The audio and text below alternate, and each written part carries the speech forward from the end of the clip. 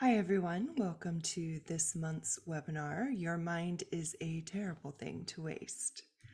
And we're covering this topic partly because April is Neurodiversity Celebration Month, but also because this has been coming up increasingly in my conversations with colleagues and peers, and it seems like a good topic for us to cover together, given just how many of us that there are in this field. So let's get started.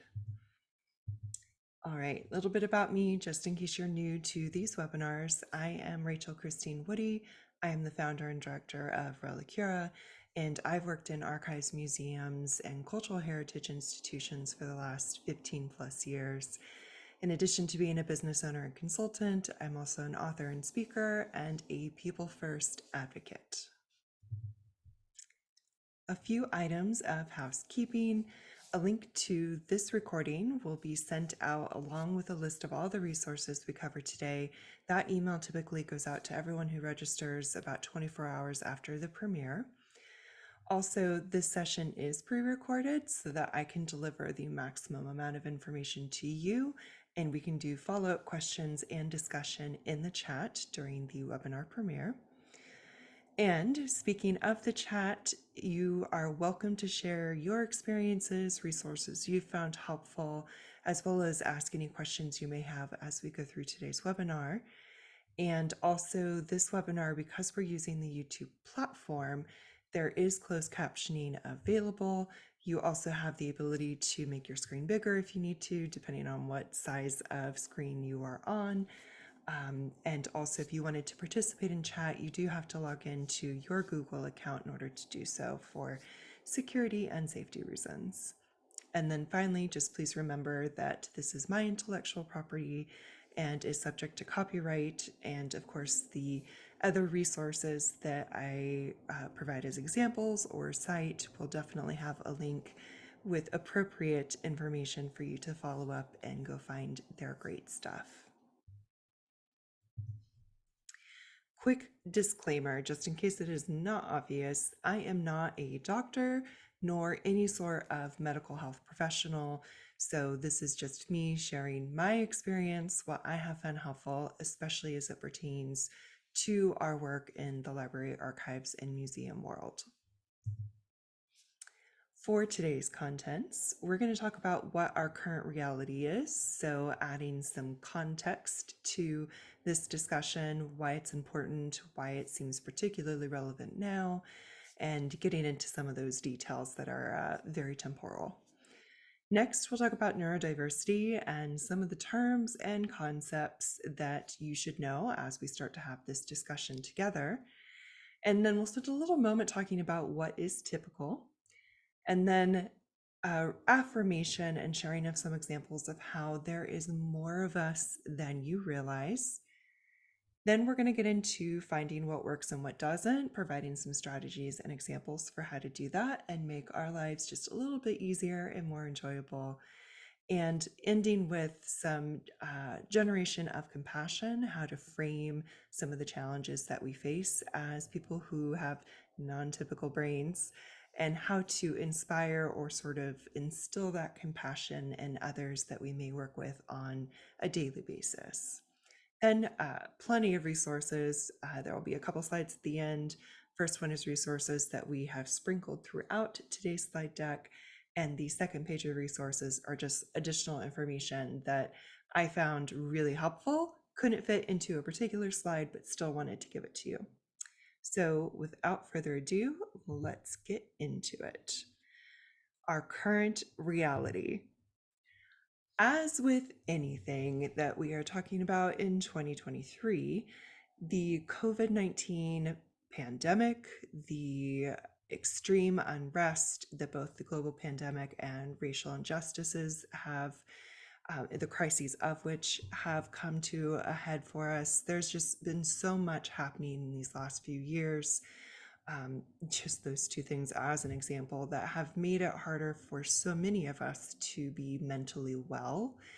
And for those of us who were just barely chugging along and doing okay and holding it together, once the cascade of hardships started to happen, especially in such a concentrated period of time, it has made it so much harder for us to continue to just sort of go on along. We have experienced quite a decrease in our mental health, and of course, all of the areas that mental health can impact for us. Also, during this period of the last several years, many of us have sought out mental health treatment. There was, of course, a very understandable spike in seeking out mental health therapists, seeking out prescriptions that can help with balancing mood, anxiety, depression, all of those aspects. So there is some optimism in just how many of us have gone and sought out help, but we are still in a struggle mode, and there are still many of us who haven't received or are unable to access mental health help that they need. Also, many of us were just finally tested and diagnosed for things that we have struggled with all of our lives.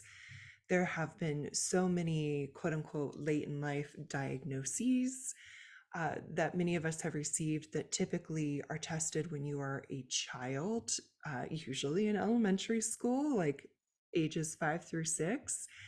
As a result, some of the testing that I have gone through, as well as others have gone through for things like an ADHD diagnosis, autism spectrum disorder, many of those tests are still built and geared toward elementary level school children and not geared towards adults, let alone any sort of accommodations or accounting of different economic mobility, any sort of racial background and challenges, where we are living currently, all of those different aspects, the gender you grew up in, the cultural conditioning, all of that is very hard for just one single test that was developed for children to help cover and diagnose people accurately now in our lives as adults. Which means there's quite a few of us with this fresh late in life diagnoses and quite a bit of extra feelings around it, understandably so. For example, myself, I am almost 40, and only in the last couple of years did I finally receive some of my neurodivergent diagnoses. And while for me, I had a great support system, and I can get into some of the details of my feelings of it in a moment, for the majority of us, with this all of a sudden, sometimes very shocking diagnoses, we're also experiencing anger that we didn't receive the diagnosis much earlier when it could have been more helpful and we could have saved ourselves some heartache and pain. There's also grief for that hardship that we endured that maybe could have been made a little bit better, as well as grief that we now are saddled with a neurodivergent diagnosis that has severe stigma and bias attached to it. And the fear that comes from that fear of, okay, now I have this big diagnoses. What does that even mean for me? How do things change? Do they change? And what that could possibly mean for us in our personal lives and our relationships, but also in a work setting. Again, for most of us in this late in life diagnosis, we're still working, we're in our careers. And for our particular identity, receiving a part of our identity we never knew we had in terms of our little flavor of neurodiversity can be very difficult to reconcile with who we thought we were and why we thought we had certain challenges or strengths. So there's a huge amount of very complex, often conflicting emotions when we do finally receive this diagnosis. For myself, to share a little bit about my diagnoses, fortunately, there was some preamble to it. And so when I did finally receive my diagnoses, it was more of a, oh, okay, that's why that was harder, or that's why I struggle with this. Um, I thought I just had like this thing. So for me, it helped with explanations. It helped me understand some of the things I had been struggling with. However, I did still feel so many other like anger and grief emotions for younger Rachel, where things were incredibly challenging or things didn't make sense at the time. And now, decades later, They do. So a little bit of grief there and some anger. And I will say, and we'll get into some of this in a minute, I did not receive testing or a diagnosis until my brother was tested and diagnosed. And so just an example of it is still so much easier to interpret and be open to men having these different neurodivergent aspects, but it is much more difficult for doctors to be able to see and perceive that in women. And so for me, there was also some anger around the structural inequities of the medical and healthcare systems, in addition to the extreme gender bias that exists. There's just not enough data for anybody who is not a white cis male in the health industry, and that includes mental health. So for any of us who do not fit into that very narrow category, it's hard for us to get the right diagnoses, let alone the right support. And anger and grief are on that too. So why are we feeling some of these emotions? There's one of the major aspects is just the stigma associated with being neurodivergent specifically. And when you're an adult and you're in career mode, to all of a sudden be given this diagnosis that has such a severe and usually negative stigma attached to it is very daunting, to say the least. And there is still such a lack of understanding and resources for us to navigate as neurodivergence. So there's just not a whole lot of support for us, both in terms of helping to protect against stigma and bias, but also even just to get resources to help us function better. And to reemphasize the point I made a little earlier, there's still not a lot of great tests out there that account for age, gender, socioeconomic backgrounds, cultural contexts, past trauma, lived experiences. The more you have in those various aspects of your experience as an individual, the harder it can be for you to, one, have access to the right tests and resources, but two, to even receive attention up from a medical professional to get the testing and diagnoses that you need. So there's still quite a bit of inequity in the medical system. And as such, I was hoping to share some stats with you, but the stats are just so awful still, given the complete lack of people receiving accurate diagnoses, let alone statisticians doing more holistic and thoughtful gathering of data. So that's why we're not going to see a lot of numbers in today's webinar, but we are going to see a lot of different resources provided. This particular article cited at the bottom here by Lisa Jo Rudy, while it's about 5 reasons and symptoms of high functioning autism, why they're missed, it gets into each of those aspects we discussed for why it can be harder to receive the tests and diagnoses that we need when we're not in that majority group, that white male, cis-born, one who has access to healthcare kind of group. So now that we've covered some of the context of our reality and the different emotions that can come from that, let's get into some terms and concepts you should know before we start having a further discussion about this. So some popular terms you should know from, and next comes L as a resource.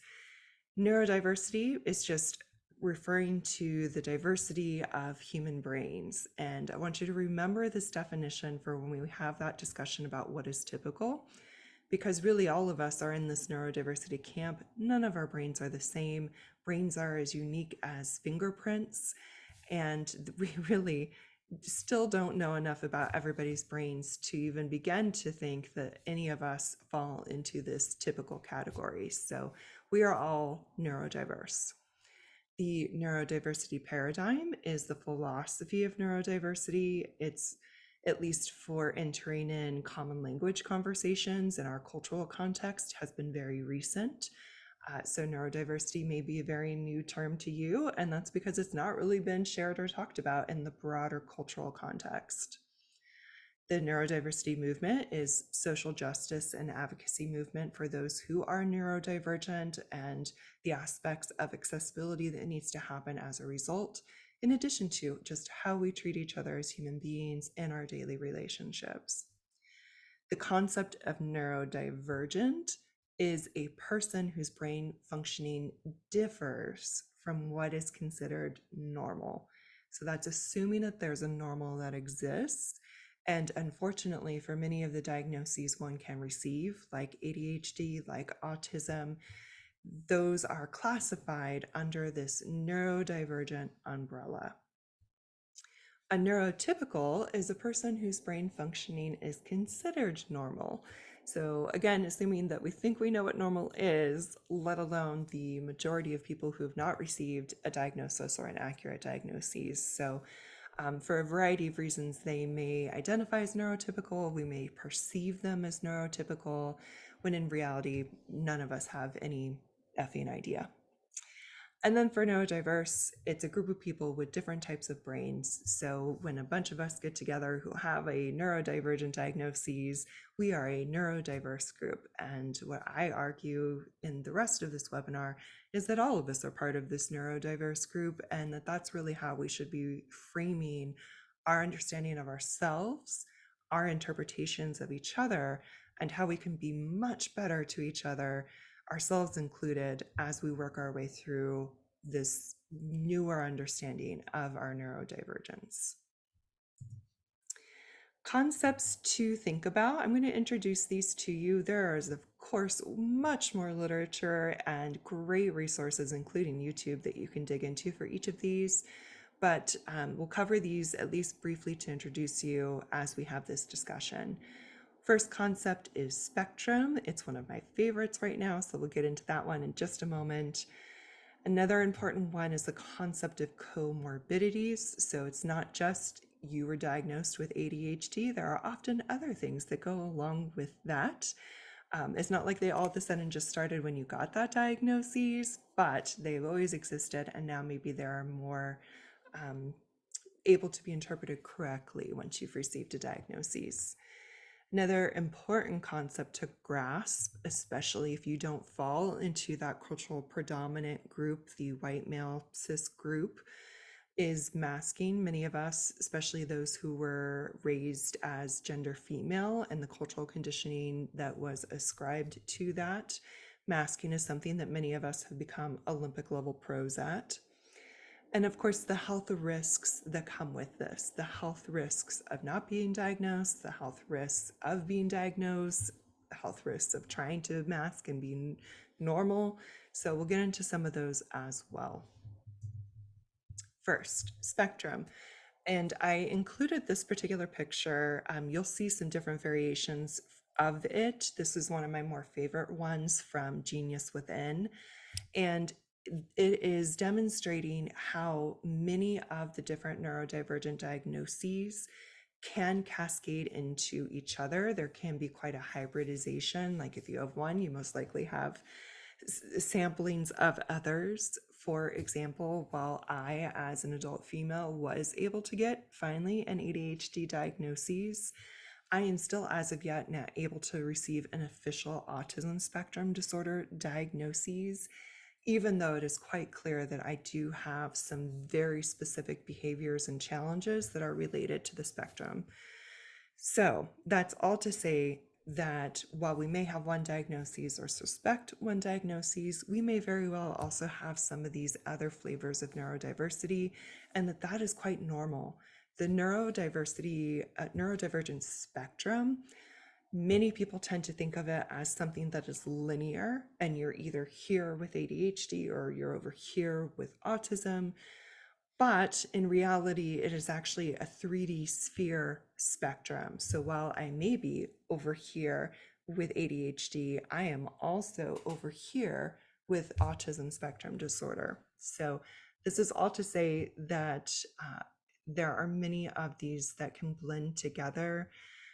I don't want to freak you out and assume and say, oh, because you have ADHD, you obviously also have all of these other things. That is never true.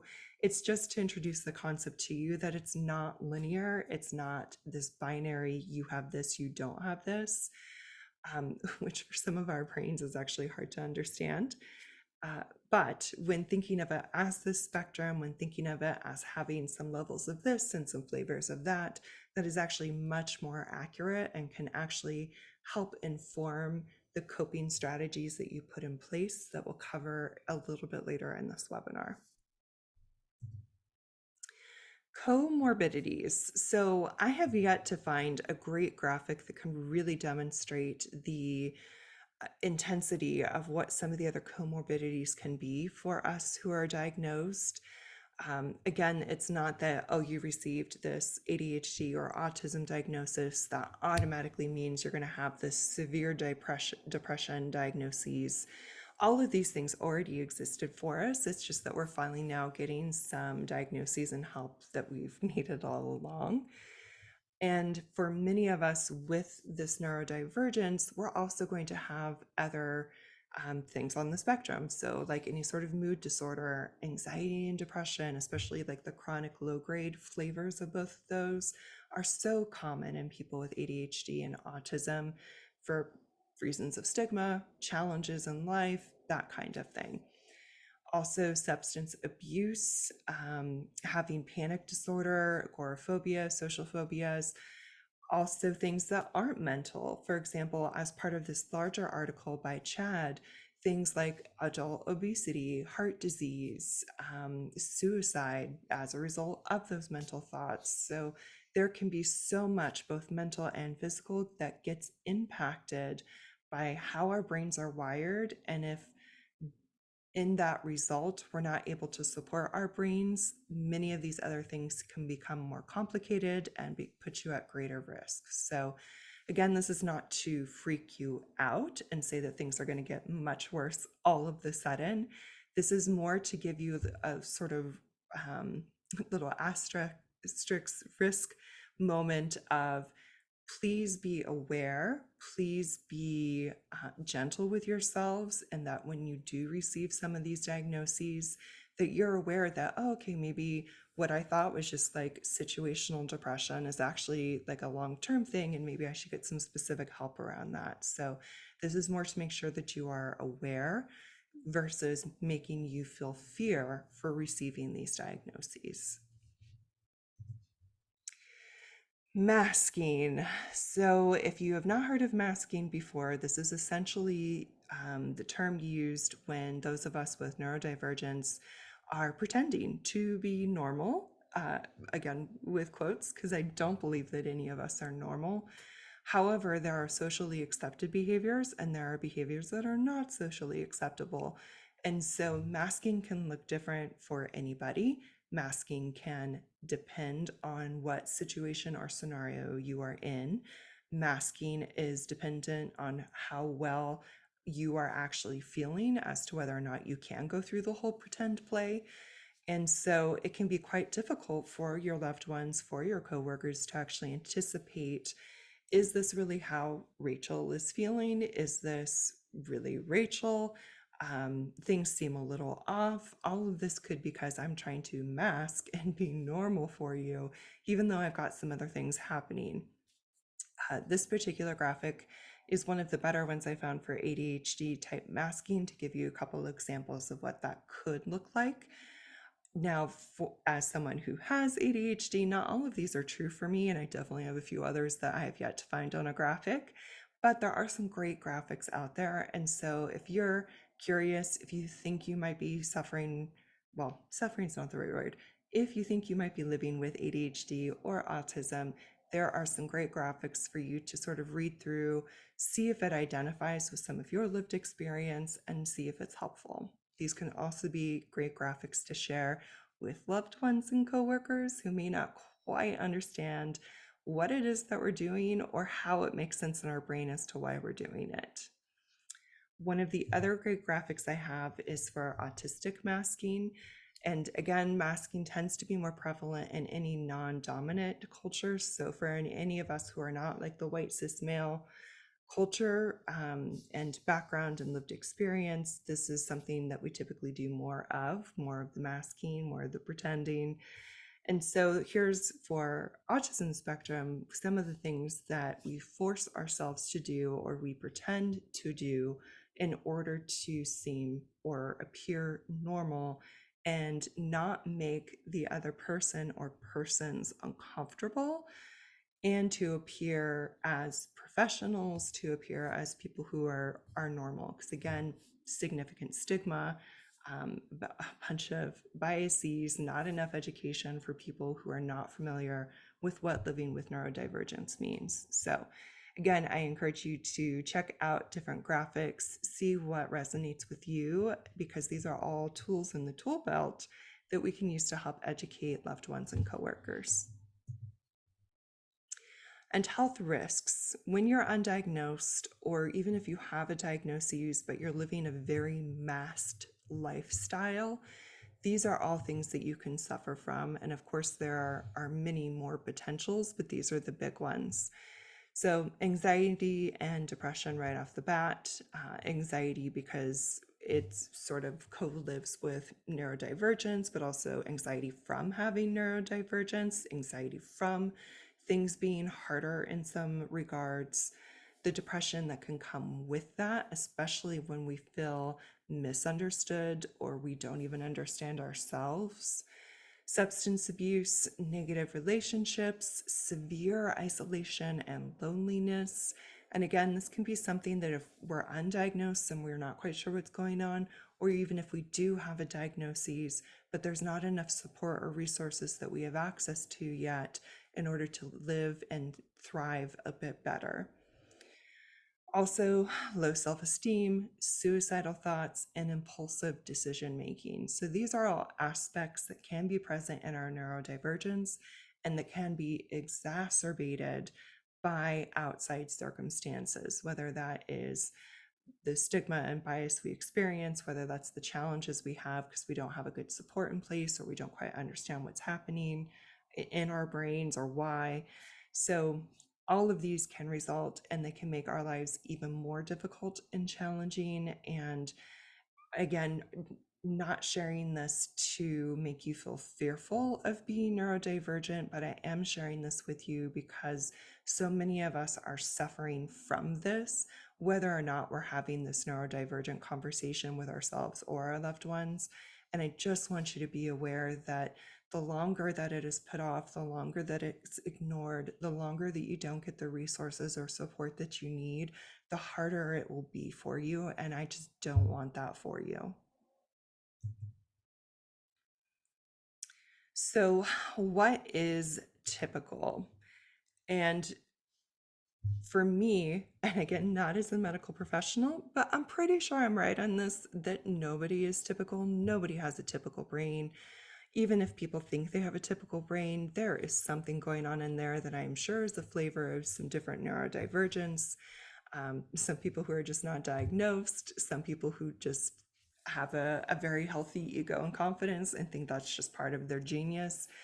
But regardless, none of us are typical. And I think the sooner that we all orient ourselves around that truth, both us as those in the neurodivergent camp and those who think they are not in the neurodivergent camp, the more that we can agree that we're at least not typical, there's not a normal situation, the better off we're all going to be. And we can get past the are you normal, are you not, and instead get into what does your brain need to be successful? What does your brain need to be able to be happy and thriving, and start to have those conversations together versus the perception of, oh, you are less than, you are more challenging because of your neurodivergence.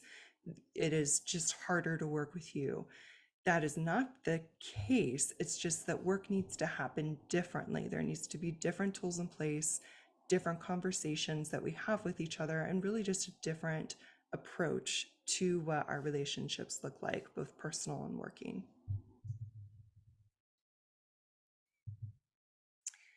So, thinking about self disclosure and taking this neurodivergence and starting to go into what are our strengths.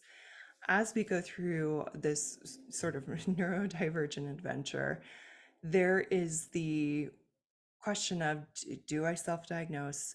Do I make this public, especially when we're thinking about in a work setting, because again, many of us are receiving this later in life diagnoses. And so there's a whole career identity that's already built, and we're worried about reputation, how people perceive us. So it's a whole complex thing, and there's not a one right answer for everyone. I imagine for many of us, it's going to be a gradual amount of disclosure. But what I mean by self-disclosure is we don't have to tell people that we are neurodivergent, or we don't have to tell people even like what flavor of neurodivergent that we are. We don't even have to tell people that we're different because it's none of their fucking business. But sometimes it can be helpful. And there are sort of two scenarios that I want to share with you here. Self-disclosure when you're experiencing some challenges, and we're going to use work because we're here as work right now. I'm going to use a work challenge as an example. So I am working with someone who is really good at throwing out different numbers, or quickly walking through a concept that is newer to me and that they are not giving me any sort of visual example for, or a concrete, let's walk through this example step by step. And so in that instance, I'm not confident that I am interpreting what this person is saying correctly. And I'm not even quite sure how some of it might be applicable. I suspect some of it may not be applicable, but I don't know. And so disclosing to that person, even if I'm not like, hey, ADHD autism thing happening here, I can instead say something like, okay, like I know you walked through that, but could we walk through that with an example again, sort of start to finish? My brain's having a hard time here. Depending on the colleague, coworker, or client situation, I may even share specifically like, oh, my ADHD is having a hard time with this right now. Let's try this different thing. It's up to you to sort of gauge that and whether you do want to self-disclose and to what extent. Another scenario where this might be helpful, and where I have found a pretty frequent occurrence of in the last few months to year, is that as I'm talking with a colleague, whether it's a client I am working with or a fellow peer in the field, if I hear them say some things like, oh, this part's really challenging, like, do you have a visual? Or, oh, I struggle with this, so let me put it in the calendar right away. If I hear some verbal cues that sound like I could have said them because I feel those things, I will self-disclose like, hey, I don't know if this is true for you, but there were some things you said that resonated with me. And I just found out that I have ADHD and likely autism spectrum disorder. Is that, have you, it's sort of like leaving open-ended, does that resonate with you?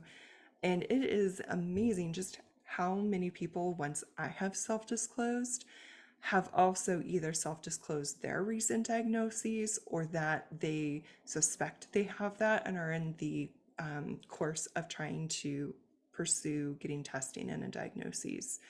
So it's been fascinating for me, and also very heartening, that not only is there much more of us than we would typically assume, but that there's some greater connection there when I do self-disclose. So again, there's some scenarios you want to make sure you're in a safe environment. We're going to talk through those a little bit more detail in a moment, but in self-disclosure, we can help make things easier for us.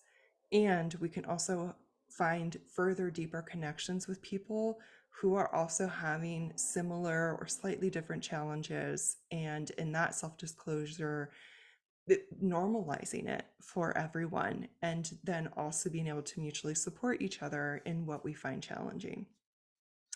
Also, I do want to point out, and especially after a lot of the informal information and other self-disclosures I've received as a result of these conversations, that there are so many of us in this library, archives, and museum field. And I think that that is like built to purpose. I think that that is scientifically what was supposed to happen for us, that the field attracted us to it for a reason. And so I'm going to get into some of the strengths that come with being neurodivergent, because it's not all just challenges. We actually do have things that we are better at, and that are more superpowers to help balance out the challenges. So let's get into those, and you can see for some of them pretty clearly how they're related to our field. So we are pretty good at our jobs if we do find ourselves in the library, archives, museum setting. And whether it's ADHD, autism, maybe you don't know what it is, maybe it's a whole smorgasbord of different, Baskin and Robbins flavors for neurodiversity for you. Here's some of the things that prompts I want you to think about, and then think about how these really actually do apply to our work. So, do you hyperfocus? I definitely do. I can spend hours on a particular subject, getting to know it more, working on a project that I'm super interested in. It is a unreal level of focus that is possible for me when it is something that I truly enjoy. Do you lose track of time? I have time blindness, and to some extent, that is a superpower if I've set myself up successfully to give myself over to the hyperfocus and to lose 4 hours in a glorious and very productive way.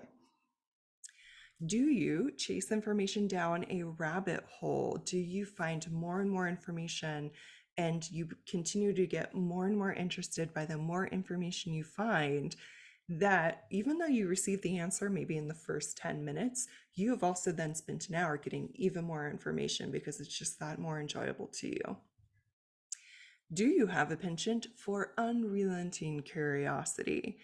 So, in our field, while we need to be sort of masters of finding information, being able to very quickly deep dive into very niche topics to understand our collections, that is supported, don't you think, by our penchant for unrelenting curiosity, which is both true in our work and our personal lives.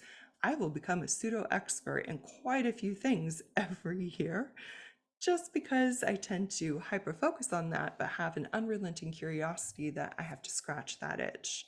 So, one of my examples being I ended up minoring, not really intentionally, in two other different fields in addition to my history major. And it's just because I enjoyed the classes so much. I took all of the classes I could in those subjects. So, just as an example, in case that resonates with you. Do you need to know why before you can move on? As a child, and even now, if you tell me something needs to happen a certain way, but you don't explain why it needs to happen that certain way, I cannot do it until I understand why. And it's not like a challenge to authority. It's not like I'm questioning whether or not that should be done. I need to understand fundamentally why it needs to be done and why it needs to be done that way. After which, I am happy. I will do it that way till the cows come home. We love a set of best practices, standards, and templates in this field, and it's because we can understand why. And for the next bullet point, we love order and we also need order. So even though ADHD especially can seem like a very disorganized type of neurodivergence, and in some respects, sure, for us and in this field, we also need to have things be in order, and as we expect it, no surprises. And so that's partially also why we're here. Do you care a whole fucking lot, and perhaps more than you should?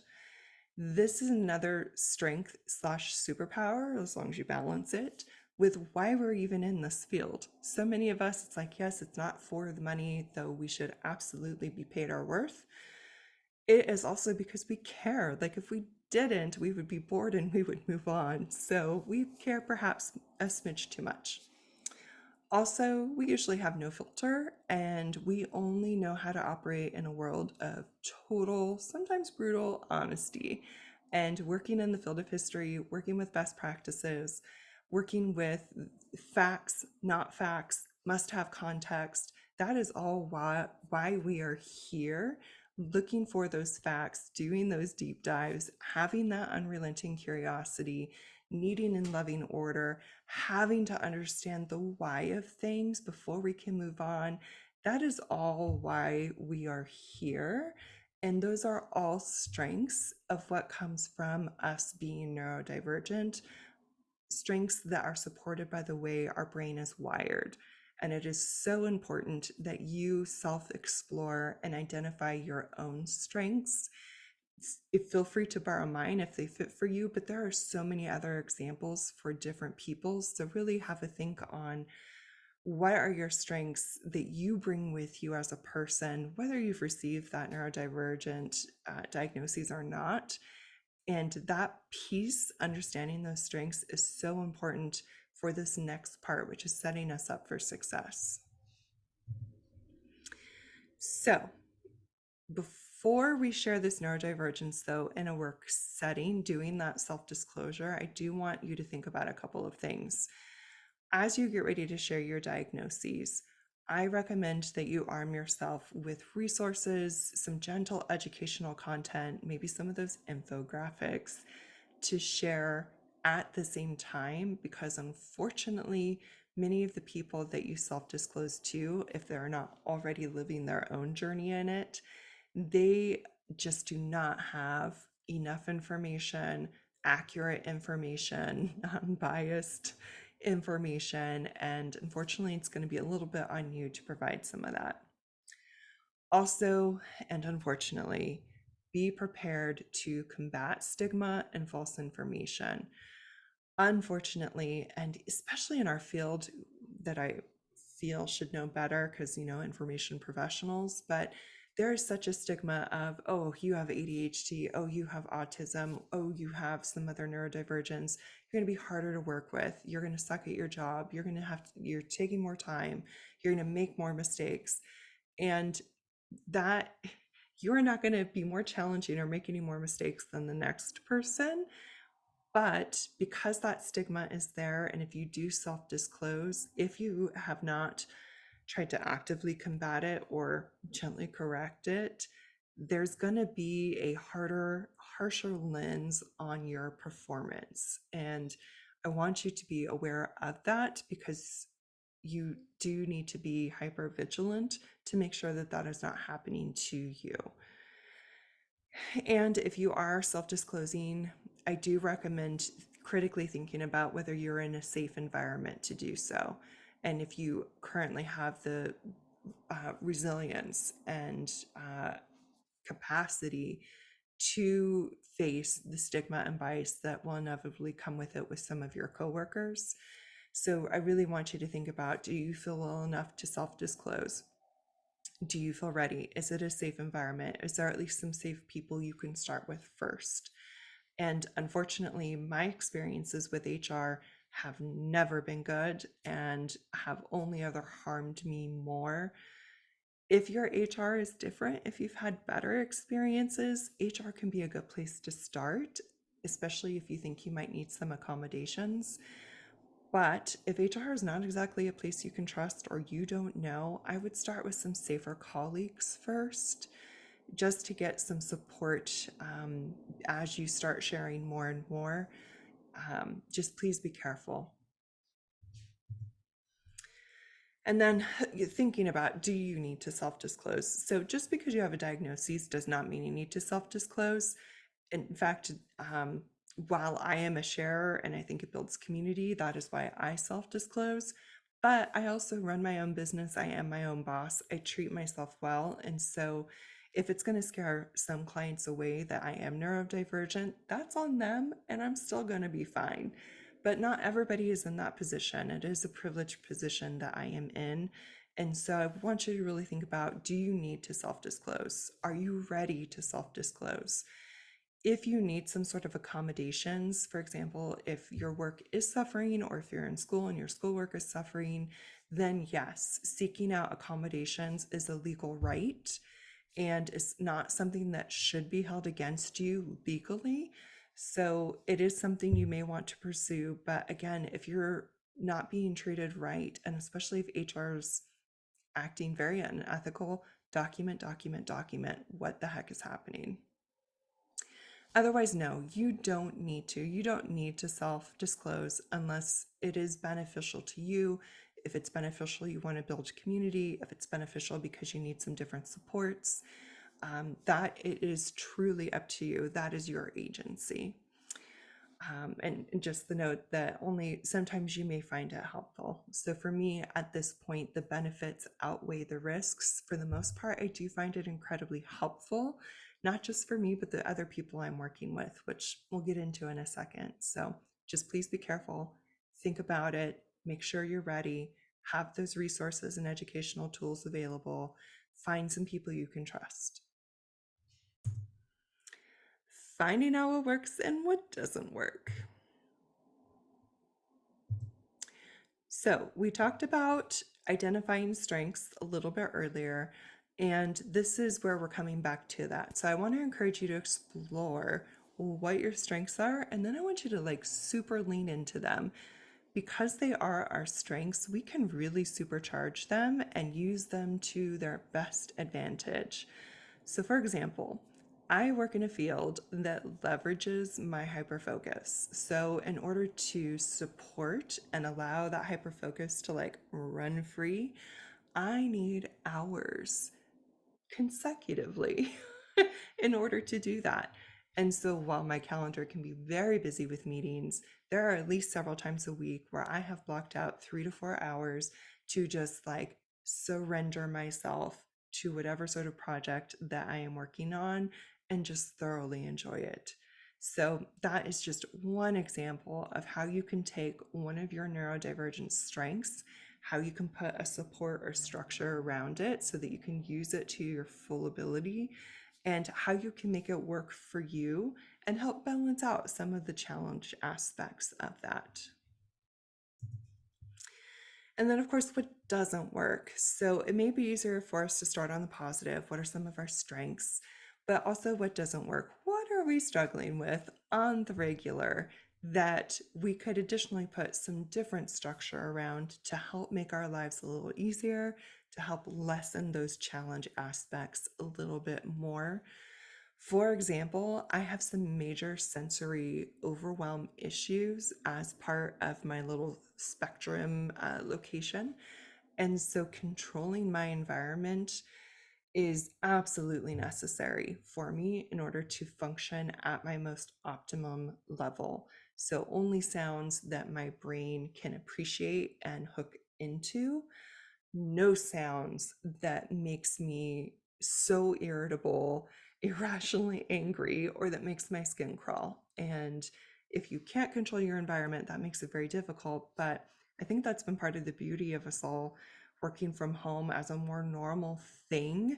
And if you are seeking accommodations, this is an excellent argument for you to have some work from home days or a hybrid sort of situation.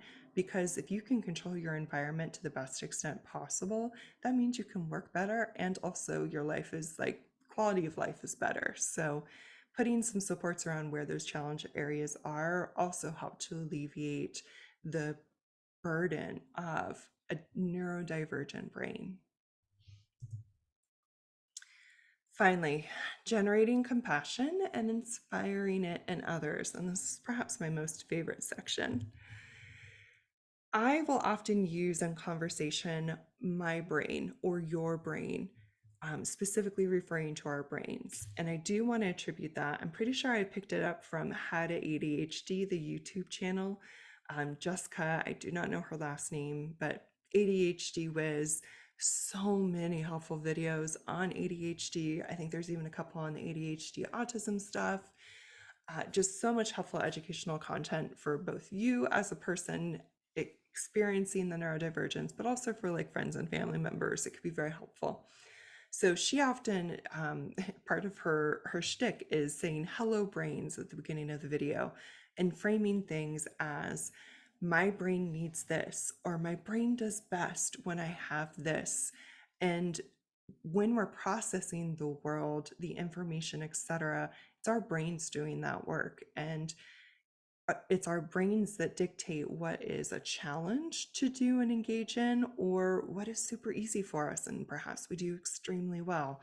That is all contributed to our brain, and I think that's a place we can start to help give ourselves some compassion and understanding, but also start inspiring it in our colleagues and other people we have relationships with. So, when we're framing it as, I'm having a struggle, it can feel as if we are less than. It can certainly tap into some of the other things we're already struggling with, like low self esteem, anxiety, depression stuff. And it's almost admitting a weakness, which in a relationship can be threatening, and especially in like a career situation can be incredibly not dangerous, but like very sensitive, very risky feeling. And when we're saying it is us, it's like we have a problem. Us as a person have a problem. And what I like about removing it from like the us is that it is less all consuming and it's a little less personal. So when I'm saying, oh, it's my brain, it immediately helps me at least remove that personal judgment aspect. And instead, it's about the like cut and dry logistics of my brain needs this or my brain's having a hard time with this. And it helps others, I have found, remove their judgment because instead of me saying, I'm having a hard time with this, and then they're irritated because, like, why can't Rachel get this already? Or that was super clear. What is her problem? Instead, it's like, oh, that didn't quite work for her brain. Her brain works differently from my brain. And so let's try doing this a little differently. And most humans, non sociopaths, want to be helpful. And so when we're framing it as my brain needs this or my brain does better with this, you're not only sort of removing that, like, it's me, I have a problem, but you're also giving them the opportunity to rise to the occasion and help make your life a little easier. For example, some of the things I say are, my brain's having a really hard time with this. Can I ask you to provide an example to make sure I'm understanding you correctly? So it's affirming, like, whatever you said, it's important. I want to make sure I understood it. So let's try this again. Other example. My brain keeps thinking this, like I'm getting stuck on this. Could you please share a visual example or could we like walk through this together? Screen sharing and videos is like my favorite for this so that I can help figure out where I'm going wrong. So again, letting them know like, this is important. I want to make sure I get this right. Can you help me figure out where my brain is going wrong? What's the gap? Another example, in order for my brain to be successful in remembering your request, could I ask you to email it to me? This is not or no longer just like a ADHD neurodivergence thing. All of us are so overworked and overwhelmed and post-apocalyptic whatevers that we've just gone through. And so it is quite reasonable for like if you're in a meeting and somebody's like, oh, could you get me this? Be like, please put your request in writing. Please send me an email. But framing it in the sense of like, I really want to make sure I don't forget that. Please send me an email. And at this point, so many other people are like, this is not even a bizarre request. And then a last one that can seem a bit more personal, and especially with some of my other um, chronic, more body conditions that I suffer from, I can say something like, I'm sorry, my brain is extra tired today. Could you explain that again? And in removing that personalness, but also sharing the like, it's been a struggle today. Can you help me out a little bit? Again, it's giving that other person an opportunity to be like, okay, like Rachel and her brain are really trying here. Let's try this again. Let's see if we can get it. She's also tired, so like let's cut her some slack. So the truth is, I am able to be a lot more compassionate to myself when I frame it as something that my brain is struggling with and not something that I am struggling with, and that it's something that my brain needs to be successful, which is what everybody wants, right? And I've found that the more that I use the my brain type of language, especially in large meeting settings, the more my colleagues and clients will also use that language when they refer to themselves and things that they might be struggling with or things that they might need help around. And I'm not sure if it's conscious or subconscious, but the reality is, or the outcome is that we're all thinking about what we need, what our brains need to be more successful. And it doesn't matter if it's different or the same from other people. what is really the goal here every time is that we are all successful together. So, having that compassion, framing it as my brain versus myself or your brain, helps us to all be a little bit better and, quite honestly, a bit more effective and more compassionate at our jobs. All right, resources to leave you with. We covered a few sprinkled throughout the slides, so this particular slide lists them in the order that they occurred, or at least they should. And these are the other examples that I just couldn't fit into the content of the slides, but I am so loving right now. And the one that I especially want to highlight is the Tracy Otsuka ADHD for Smartass Women, especially if you're in the woman gender category, living the female experience. Her podcast is very refreshing and very entertaining. So gives some great strategies. And there are at this point so many great YouTube videos, podcasts, books, documentaries, even that help to cover neurodivergence, and especially for those of us that are adult late in life diagnoses, for those of us where it's not a binary, you have this, you don't have that, it's a spectrum. And for us that haven't already been accounted for or included in past medical statistics and diagnoses. So please go out and research and find some good resources that work for you. Not only does that help you to operate better in this world and even thrive a little bit, it can also be incredibly helpful for your loved ones, for your coworkers that may be struggling a bit but care about you and want to make sure that they are understanding what you need and get a little bit more understanding of how your brain works. So please use these resources to the best extent possible so that your life can be just a little bit happier. Please keep in touch. And then, thank you for attending. We're going to hop over to the question slide. I know we've been doing questions in the chat box throughout the premiere of this video. Now's a good time. We'll spend a couple more minutes doing question and answer, and then I will let you go to the rest of your day. So thank you so much for tuning in, and happy Neurodivergence Month. And I really wish, hope and wish that this webinar has been helpful and supportive for you.